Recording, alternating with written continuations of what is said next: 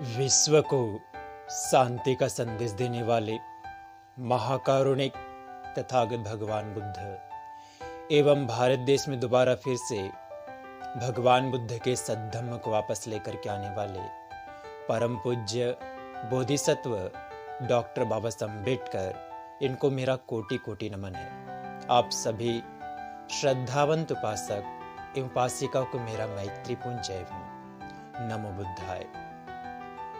धम्मपद में एक बात आती है जिसमें एक बार चुल्लेख साटक नामक एक किसान रहा करता था श्रावस्ती में। वो काफी गरीब था।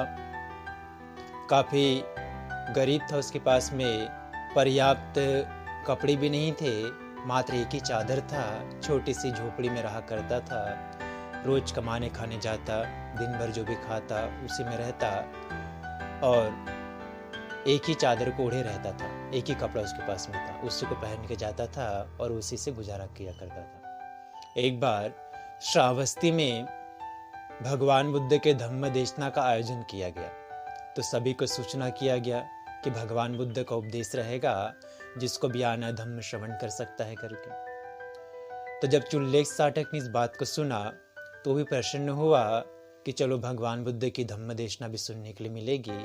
इसलिए दिन भर का सारा काम करता, जो भी रोजी मजदूरी करता उसे एक टाइम का भोजन करता और अपना एक जो कपड़ा था उसी को ओढ़ करके जाता और अंत में बैठ करके भगवान बुद्ध की धम्म देशना को सुनता। एक बार वैसे वो गया भगवान बुद्ध की देशना को सुनने के लिए और सुनते सुनते मानो पूरा धम्म देशना में ही खो गया। काफी प्रसन्न हुआ भगवान बुद्ध की वाणी को सुन करके। उसका मन बड़ा ही ओतप्रोत हो गया, बड़ा ही प्रसन्न हो गया उसका मन धम्म देशना को सुन करके। उसके मन में इच्छा हुई क्यों ना एक बार भगवान बुद्ध को कुछ दान दे दिया जाए। तो वो सोचता है कि मैं तो एक गरीब हूँ, मेरे पास में पर्याप्त कपड़ा भी नहीं है, दिन भर मेहनत करता हूँ तो एक टाइम का भोजन इकट्ठा कर सकता हूँ, और ये जो एक कपड़ा ओढ़े हुआ हूँ क्यों ना इसे भगवान बुद्ध को दे दूं। फिर सोचता है, मनी में सोचता है, अगर मैं इसे भगवान बुद्ध को दे दूंगा तो मेरे पास में क्या बचेगा, फिर मैं अपना गुजारा बसर कैसे करूंगा। ऐसा ही मन में विचार करते रहता है। एक बार स्वार्थ उसके मन में आता है और एक बार भगवान के प्रति श्रद्धा मन में जागृत होती है। ऐसा ही सोच विचार करते करते वो निश्चय कर लेता है कि मैं भगवान बुद्ध के चादर को दान दे दूंगा करके, और निश्चय करके भगवान बुद्ध के पास में जाता है, उस चादर को भगवान बुद्ध को दान कर देता है और जोर से चिल्लाने लगता है कि मैं जीत गया, मैं जीत गया। तो धम्म श्रवण करने में बहुत सारे लोग वहां उपस्थित हुए थे। वहां राजा प्रसन्नजीत भी बैठा था। वो पूछता है, भाई तुम क्या जीत गए? तो कहता है, अपने मन की सारी बातों को राजा के पास में बताता है कि मेरे मन में किस प्रकार से बुरे विचार आ रहे थे, मगर मैंने अपने बुरे विचारों को रोक करके, नष्ट करके अपने मन को अच्छे विचारों से भरा और श्रद्धा से ज्ञापित होकर के भगवान बुद्ध की चादर को दान दे दिया। जब राजा जानता है अरे ये तो काफी गरीब है, इसलिए अपने सिपाहियों से कह करके उसको एक चादर भेंट करवा देता है। तो जब उसे चादर भेंट मिलती है तो बड़ा प्रसन्न नहीं था। भगवान बुद्ध के धम्म को सुनते हुए ही उस चादर को ही भगवान बुद्ध को दे देता है। राजा 2 चादर मंगवाता है, उसको भेंट में देता है, तो चुल्लेख साटक उससे भी भगवान बुद्ध को दान में दे देता है। अब राजा 4 चादर मंगवाता है, उसको भेंट में देता है, तो राजा उसको भेंट में देता है, तो चुल्लेख साटक उसे भगवान बुद्ध को भेंट में दे देता है। अब राजा 16 चादर मंगवाता है, वो 16 चादर को भी चुल्लेख साटक को भेंट में देता है, मगर चुल्लेख साटक 16 चादरों को भी भगवान बुद्ध को भेंट में दे देता है। अंत में राजा काफी महंगा और मोटा कपड़ा मंगवाता है, 2 दुशाला मंगवाता है, उसे चुल्लेख साटक को भेंट में देता है। तो उसमें से एक दुशाला को, महंगे कपड़े को वो भगवान बुद्ध को भेंट में देता है, और एक कपड़ा अपने यहाँ पे जहाँ पे भंते लोग आकर के बैठते उनके आसन के लिए बना करके, बैठाने के लिए उनके आसन को बना करके रखता है। जब राजा को इसके बारे में पता चलता है तो उसको 4 गांव, 4 घर, 4000 सोने की मुद्राएं, इस प्रकार उसको 4 खेत दान में देता है। तो वो अपने घर बड़ा ही प्रसन्न होकर के चुल्लेख साटक जाता है।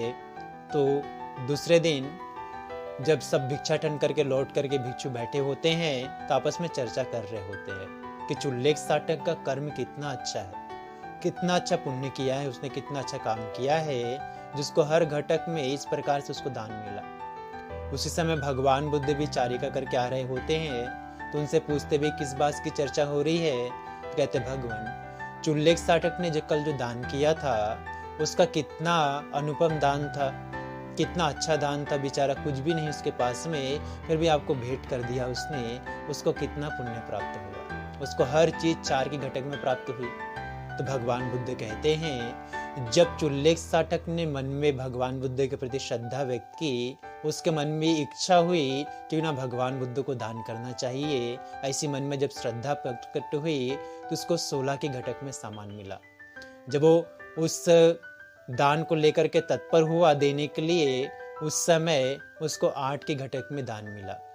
और जब वो आकर के समर्पित कर दिया भगवान बुद्ध को अपने दान को, तो उसको 4 के घटक में सारी चीजें प्राप्त हुई। भगवान कहते हैं जब कभी मन में अच्छे विचार आते हैं, श्रद्धा जागृत होती है, अच्छे विचार आने लगते हैं, तो उन अच्छे कामों को कर लेना चाहिए, तुरंत कर लेना चाहिए। क्या पता फिर से मन बदल जाए, मन में बुरे विचार आने लगे, मनुष्य का स्वार्थ फूटने लगे।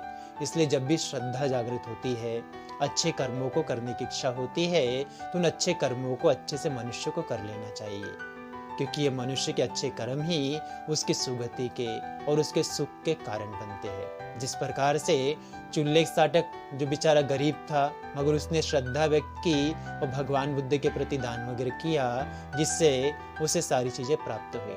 इसलिए अपने मन को ही निर्मल करे, पवित्र करे, अच्छा करे और अच्छे मन के साथ में हर पुण्य कर्म को करे, अच्छे कर्मों को करे। इसी में मनुष्य का कल्याण समाया हुआ है, इसी में मनुष्य का मंगल समाया हुआ है।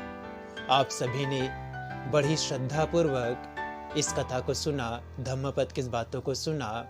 इससे भगवान बुद्ध उनके धम्म और संघ के प्रभाव के तेज से आपके परिवार के प्रत्येक सदस्य के जीवन का हर एक पल सुखपूर्वक बीते, हर एक पल प्रसन्नता पूर्वक बीते।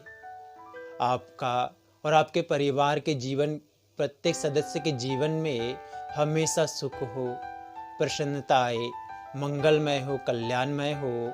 आपके जीवन में हमेशा खुशी आए, सुख आए, हमेशा खुश रहे, प्रसन्न रहे, सुखी रहे।